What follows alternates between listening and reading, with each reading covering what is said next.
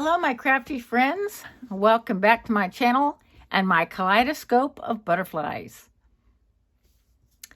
This is the embellishments on the 11th, and this is hosted by Deb Houck of Deb Houck's Crafty Cottage. I want you to remember her in your thoughts and prayers today and the next few days. She's had some things going on. That's her information to share. But I just want to send her my love.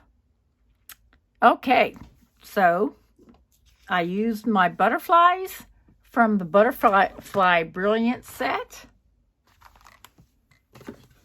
And I created these. This is Seaside Spray. And then I used a 2-inch circle. And then I stamped in Seaside Spray, His Love Never Fails. And then I used... These are liquid pearls. This is platinum pearl color. And I just added them kind of, when I set the butterfly, I just put this in some empty spaces. You know how I am about empty spaces. So I made 8 of them. And I will be putting these on cards coming up. So make sure you watch everybody else. I will have their link down in the description box and see what they made.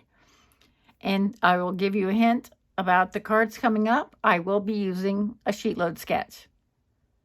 So I'm looking forward to that, and I hope you will join me again. Have a wonderful day. Bye-bye.